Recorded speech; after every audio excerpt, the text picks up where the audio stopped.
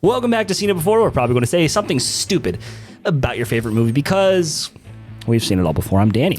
I'm Dan, and there's a fly in the studio somewhere, so if you hear us randomly go like... Yeah, you just hear like a clap, I got him, motherfucker. No, he didn't. No. We'll get there one day. We'll get there. But anyway, we're going to take our first steps into getting this fly by talking about Fantastic Four first steps. You didn't actually have any reaction to me trying to come up with that. I was surprised. I don't know what it meant. We're taking our... Never mind. All right. Oh, I get it. We're taking our first steps. Okay. Anyway, Marvel's First Family. This movie actually hadn't been in production all that long. It started filming like early last summer, and it's already out, which is kind of crazy. Interesting. Because as you're going to hear in my spoiler-free review in a little bit, the visuals are fucking insane in this movie. Like, absolutely among the best Marvel has ever done. Anyway, so I got nothing else, so let's just get to it. So we're going to come up with this on the fly. At least I am with my compliment sandwich. All right, well, that was much better than my first steps reference, so I will give you that one. Well, it just like flew over my head. Get it like fly? No, you can leave. All right. Danny, let's do your spoiler-free review. Go for it. All right, compliment sandwich time. Hold on. I thought that the movie was pretty good. I think Joseph Quinn is definitely the highlight for me out of this movie. Bad things. I thought the family dynamic was kind of like meta. Like you should know about the Fantastic Four, like what they are, and they didn't really go into too much of that dynamic. Would have liked to see more of that as like because there's been 3 other movies, but really this is the first one that really tried to do it right, and didn't really nail it. Or like it nailed, like it was a good movie and such, and we just saw the fly.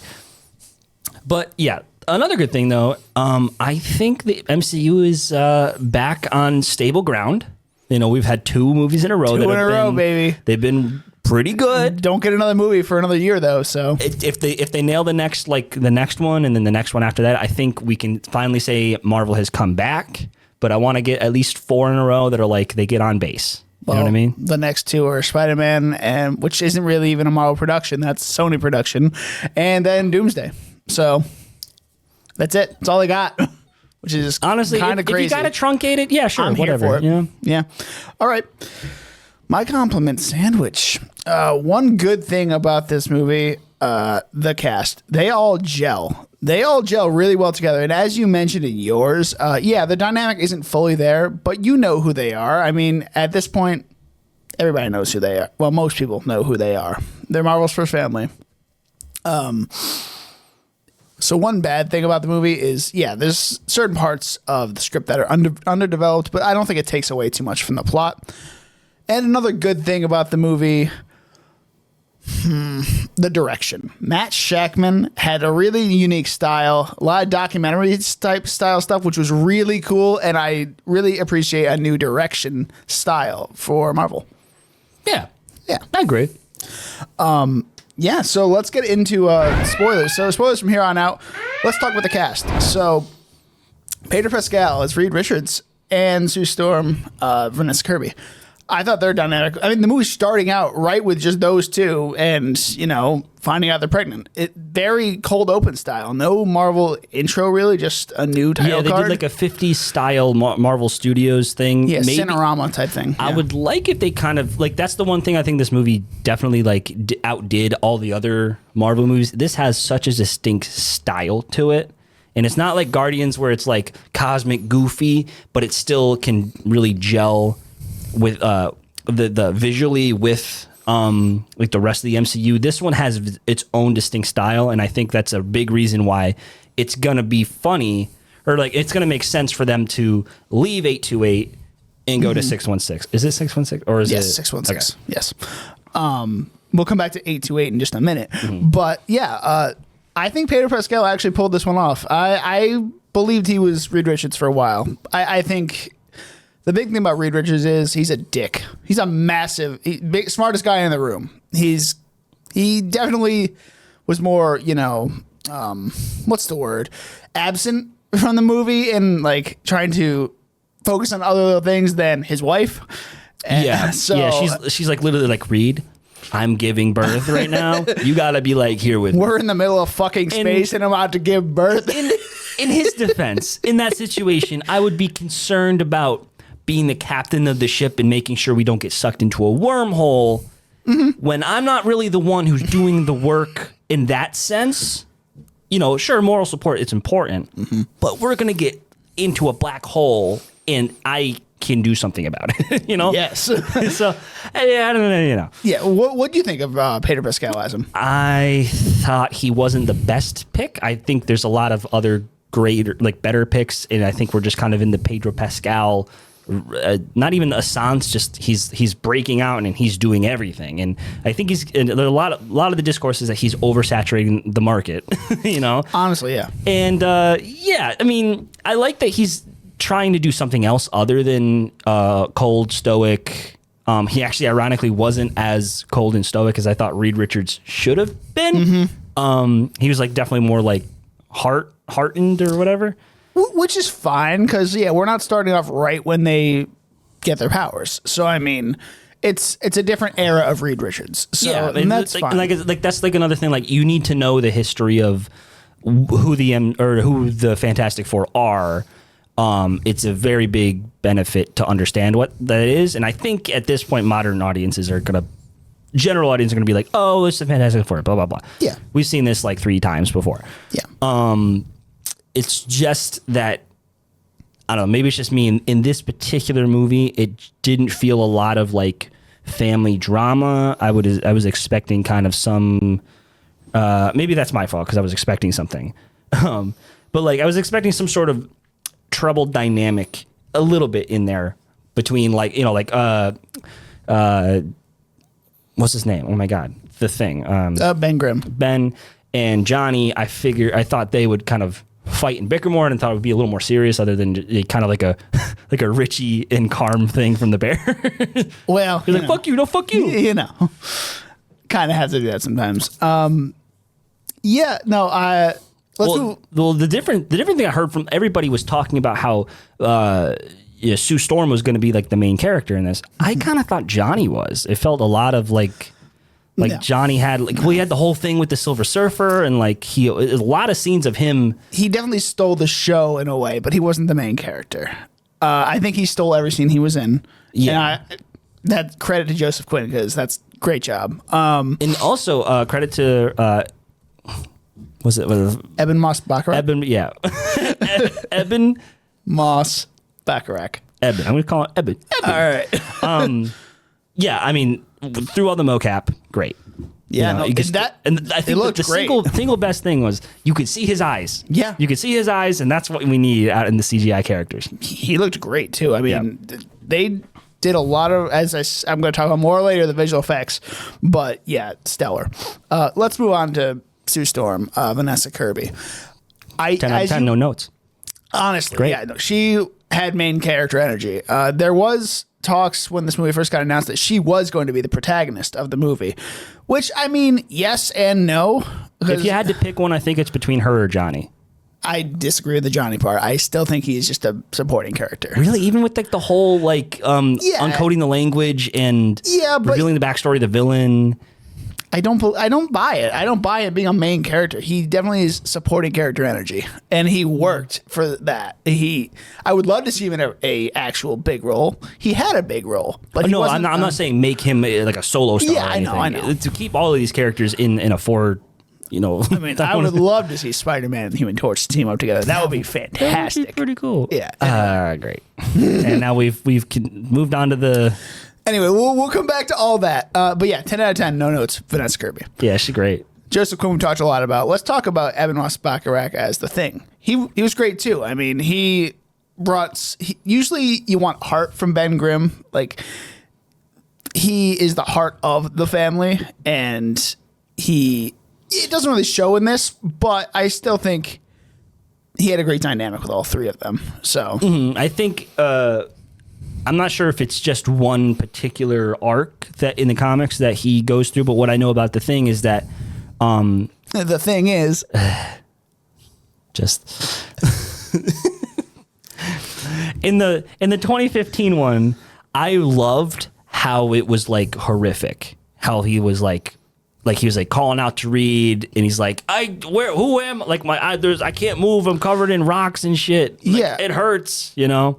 And like the horrific kind of like outcast energy of that whole thing, and like him being reintroduced into society. He's kind of like a monster. They kind of did that in the 05 one as well. I mean, they've done this character before, so they're doing a different version of him. This is like a guy that's already gone through that. Exactly, and fine, it works. Yeah. I want it's not like this movie's bad or anything. I think it's. I know. Well, I actually wanted to talk about this. Out of the 2 superhero movies in the past 2 weeks, which one's better? I'd say Fantastic Four. Me too. I feel so bad for DC because it's like you guys destroyed an entire universe to restart, and Marvel's still beating you at their own game. But the funny part is these are very similar movies. Like black holes. I mean, that's just one example. And like it's lighter tone. It wears its heart on its sleeve, just like Superman. It's a more like retro futurist. I mean, it's a different style of universe. I mean, both of them are different styles from what both of these franchises are used to. So I mean, like it's cool to see. I think both have a lot going for them too. But Fantastic Four, I think they're very close. They're very close. It just has more. It's not that Superman's bad. It's just I just like this one more, and I feel bad about that a little bit. I have seen Superman twice, and it doesn't get worse or better the second viewing. So I mean, it stays right in its lane, and I think I gave it an 82 on the podcast. I mean, I think I'd still stick wherever I gave it. Yeah, you get like mid 70s, I think. 75 or something. Yeah, but this one, yeah.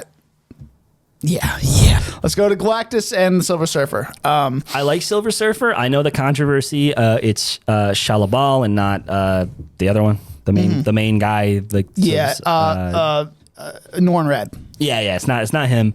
As a non-comic book, lover, I don't care. Oh yeah, no, she did a great job, and plus we both love Julia Garner, so it kind of works. Great. And like, she did I think the best she could under the whole. She had to be a CGI character, and she couldn't really express that much emotion. I think she did the best that she could. She definitely cut through in parts, though, for sure. With the ending scene, basically, like when she was destroying all the towers and everything, like that whole scene with her and Johnny was really well done. I was waiting for her to show up because it's like she had like the reveal, and then just kind of like out in the middle of nowhere, and like they're doing this whole fight for like a good 20 minutes, and it's like, where the fuck is she? Because she didn't get like knocked out or anything. She just kind of like got booted somewhere else. So yeah. And finally, a comic accurate Galactus. I mean. And they pulled it off. I thought he was going to look goofy as fuck, but he looked fine. Yeah, I mean, he's a Celestial. So, I mean, like, he's big boy.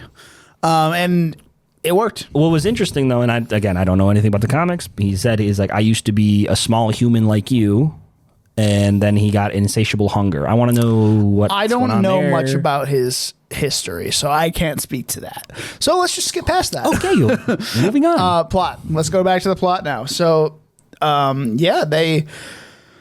go through the Ted Gilbert show.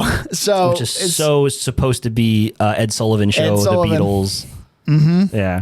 And like we get a whole like little backstory of them, like how they got their powers, but like how they've been helping people in the last 4 years, that they've been heroes.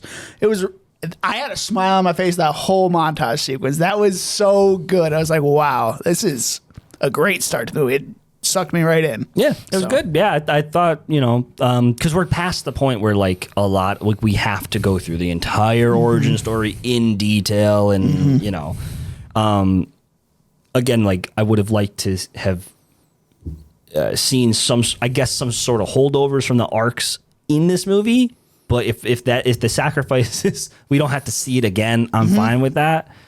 Yeah, I mean, James Gunn's made that obvious for the DC. Oh yeah, Superman just like he's been around. And cool. I think I wonder if they did some tweaking before Fantastic Four, because there's the whole monkeys thing in Superman, and then John Malkovich's character was supposed to be Red Ghost, and he has an army of monkeys.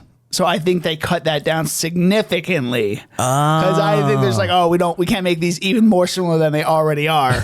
So Red Ghost and his super apes, I like the little nerdy, and then Mole Man is actually kind of contingent to the plot, which I thought was funny. Yeah, what's his face? Paul Walter Hauser. Paul Walter Hauser. Yeah, the Underminer. Yeah. I was like, it was really cool. I was like, wow, it's incredible. Just incredibly fantastic. I'm gonna kick your ass. Ooh, I'm gonna kick your ass. You ever know that one? Yeah. Brother.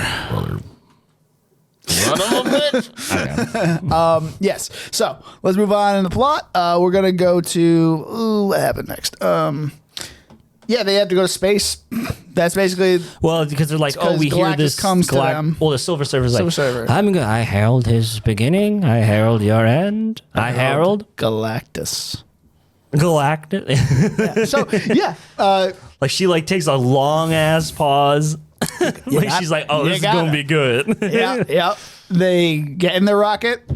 They go into space. Sue is literally 7 or 8 months pregnant at this point. Yeah, I mean, they should have known because they expected to be gone for a month. Yeah. You should have expected to give birth in space. Well, so he induces it. He induces it. It's wild. Galactus can induce labor, guys. Yeah. That's kind of gross. We don't actually see him eat a planet. We just kind of see his machine drill through it. He does. I think they do a good job. He's mining their materials, and then the tubes go into his body. I guess that's the man. He doesn't. Yeah, that's his fuel. Does it taste good? I wonder if it's insatiable hunger. I don't know. Yeah. But yeah. Ralph Ineson, good pick for Galactus. Mm-hmm. Yeah, it's the voice, man. So they get pulled in by the tractor beam of Galactus, and they go talk to him to try to make a deal, basically hey, and he's like, don't. Nah, give me your baby. And he wants the baby. Give me your kid. So Franklin is an Omega level mutant that can reality warp. He can do but they don't actually say mutant in this. They do not, because they don't know. I mean, a baby. Yeah. Well, I'm just surprised Reed didn't say, he's got some sort of genetic mutation, and then look at the camera. Nah, they already did that. They already did that with Miss Marvel. Yeah. Well, we know that they're canon, so yes. We saw Beast at the end of Marvel. Different universe.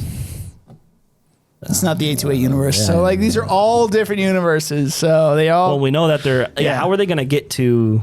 Because we saw at the end of Thunderbolts or the New Avengers or whatever you call it now. It was flying. It's flying. I don't know. It's going to be interesting to see where that goes, how it gets there. But I think Franklin has a big thing to do with it. Obviously, from the post-credit scene of this movie. So, yeah. What? I hope Franklin is a good baby. He seems like a good baby. He brought his mom back to life, but is he gonna bring I don't know, Spider-Man back to life if he dies? I don't know. But yes, he does bring Sue back to life after she kicks Galactus into the fucking ether. Yeah, good for her. Damn, she's a lot stronger than people give her credit for. I don't know if I believed how strong she is there, but a mother's will for her child, I guess, will move. I think it was the whole Celestials. The I think it was, how you hear the story about the mom who lifted the car because of her adrenaline over her baby. I think this is that kind of thing. Yeah, and that's fine. That works. It worked, I guess, in a way. It was fantastic, I'd say. It was incredible. Let's go to the escape from Galactus here. So Silver Surfer's literally trying to grab Franklin from the womb. Yeah, she gets it she gets up in there for a second. That was kind of gross. And it's cool how they're bending the shots, the laser beams, the wormhole is bending them. It's a really cool way. It's not just a straight shot like it would be in Star Wars or something. Yeah, it was creativity. It was creative. It was actually somebody thought of this. It was fantastical, even. Indeed. Nope. Stop. Stop it. Yeah. Then they make Say that again. the fuck up. So they get to a fucking black hole, and What do you mean black? What? Shut the fuck up. But yeah, this is where the graphics really, or the visuals really kicked in for him. Like, holy shit. Yeah, they said something about time dilation is going to take her a month to get out of it. Yeah. I'm just like, hey, that's Wild. really smart. Go read.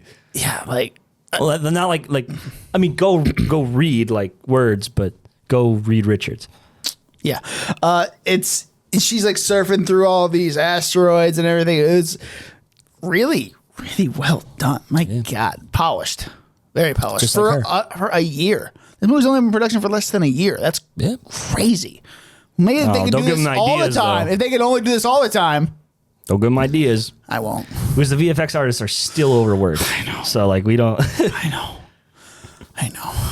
Anyway, yeah, they get back to Earth a month later, and then they tell the public, like, Yeah, Reed's an idiot for saying this right here. He could have just been like, he didn't want to bargain. yep, You know, he has Don't for be our like- child. you fucking idiot. Do you know nothing about politics? You know nothing? Smartest man in the room. Oh yeah. my fucking idiot! Like even logically, that makes no fucking sense for him to tell the But people. it moves the plot forward. Yeah. And it also is another But also- similarity to Superman. But also it doesn't really, because it's like Sue fixes it with a single speech. well, it was after a while, too. It was probably Yeah. after like a month or something like that. But it's like, you know, not a single like assassination attempt, not a single like me and John were talking about this like we're just like, yeah, no fucking shot. Like everyone just like listens to the Fantastic. Like everyone, all the countries in all of the world is on board. Like, oh, let's just build all of these gateways. Let's just but it failed. Well, Okay, the let's problem let's move is- all of our energy to this one for the Fantastic. Like no fucking shot. it's been said they're the only heroes on that Earth. So they had no choice but to listen to them. People have no choice. I just would have but they had the cult of Galactus. Like I was expecting them to sabotage. That was funny. The Cult of Galactus. Yeah. So it was just it was just like a one-off joke, but I was expecting it to kind of play in because it's like, okay, you have this like to outsiders, the people are gonna be the Fantastic Four are, you know, putting us on the chopping block potentially for their fucking fuck ass kid, you know. Like Yeah. I would be kind of like concerned. I would assume other people would try to do something about it, you know. So I don't know. It's like it just seems different. Yeah, no, I get what you're saying. It makes sense, but like it's a comic book movie.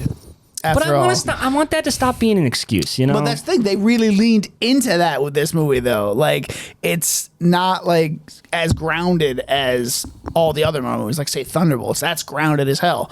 This is not. This is more fantastical. It's a different universe, like different people. Nothing's the same. I guess. But that's all I got. That's my excuse for them. But like, that's it's just I want to stop having to be like, oh, because of this reason that they didn't bring up or hint at. You know what I mean? I want to stop doing the headcanon thing because it makes the movie work better, or can we just recognize that it's a flaw? Let's move on from that and let's get to the final battle. So Silver Surfer starts taking out all these towers that the world has come together to build in record time for Reed to try to transport them from one universe to another. Because it's a callback to earlier in the movie where he put an egg and transported it from one side of the room to the other with the power in the entire building going out. So, And then you know. it goes out, and then I love how they kind of fixed it with like the breaker like automatically comes back on and stuff. Yeah. Oh, yeah. We forgot to mention, Johnny's trying to decipher all these fucking hidden messages for like the entire movie. So, like, he's doing whatever. But I mean, good for him. He decoded an entire alien language. he's smarter than in people 2 months. give him credit for. He's much smarter than people give him credit for. Yeah. And I like that kind of version of Johnny rather than, the high-head womanizing guy. It's a nice different direction for him, which he is still, going after sexy that's aliens. the thing. He does. He didn't even like. He is nothing like a playboy in this. He's just like his sister is like, my brother's very single. Well, I think he's also a little older too than we usually see him being, so it works. I like they kept it lighthearted. Like it's like don't yell at me while I'm trying to shoot sexy aliens. Great line. Yeah. So Silver Surfer takes out all these towers except when she gets to New York, obviously. So Johnny's like, "Hey, I got something for you." And starts playing all these audio messages and from people whose worlds, or her world, who she saved to become a Herald of Galactus.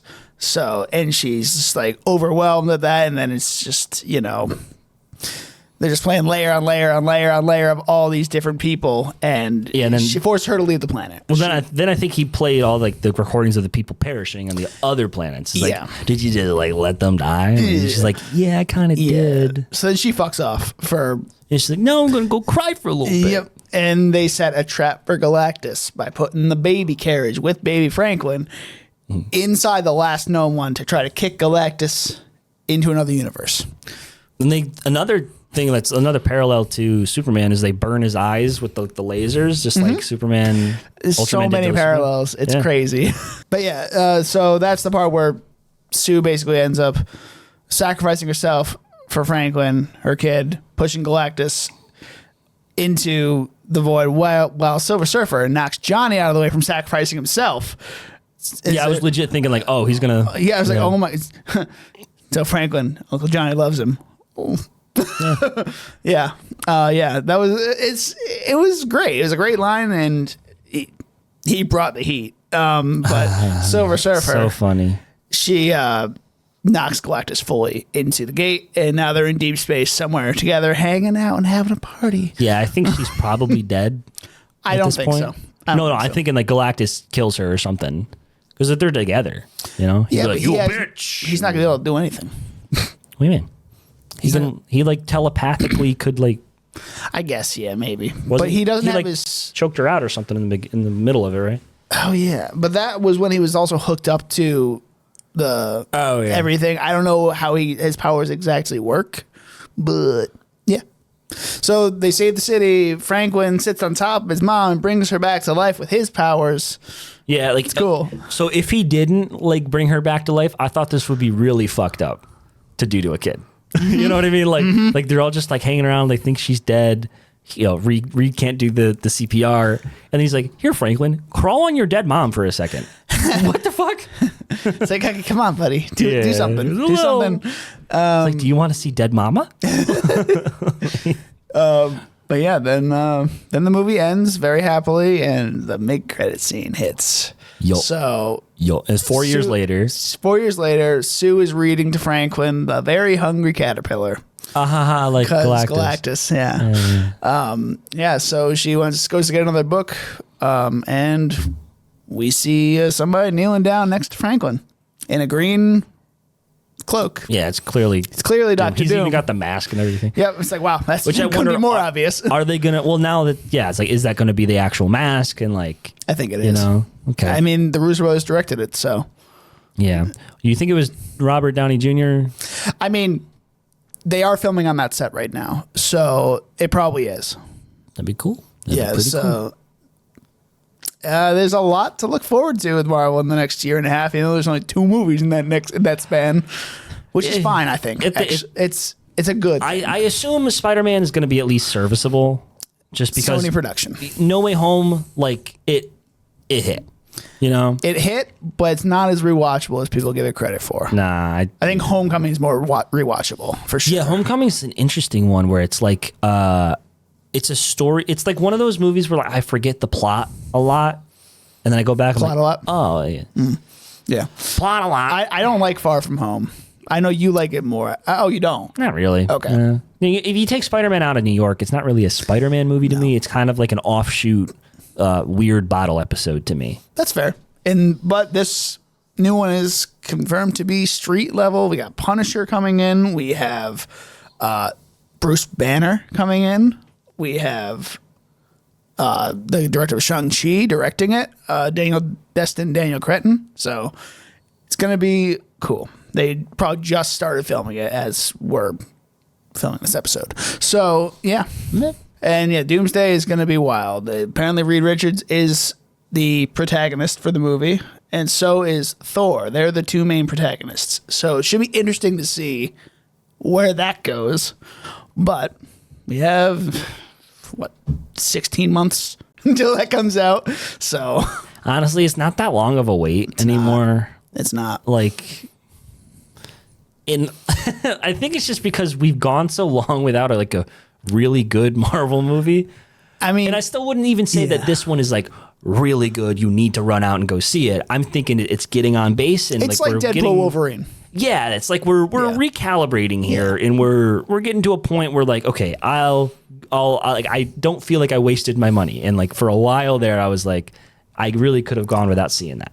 Well, I mean, Marvel's gone 3 for 4 in the last 4 Marvel movies. So we got Fantastic Four, Thunderbolts, and Deadpool and Wolverine. All great. Deadpool and Wolverine would be higher if it actually kind of meant something to the larger... Agreed. It was more of a farewell to the Fox universe. Yeah, and I liked it in that sense. Yeah. And then what was the other Captain one? America. Oh, yeah. Yeah. It was fine, but it wasn't... It was definitely a holdover from that shitty era. Yeah, Thunderbolts was the start of the new stuff, and yeah. I'm glad that they finally got their shit together. Marvel still got some sauce left. Yeah. And they're scraping the bottom, but they got some sauce left. I'm hoping... DC is right now is like RC Cola. It's like, you know. I wouldn't say RC Cola. It's more like I like the taste of Pepsi way more than Coca-Cola.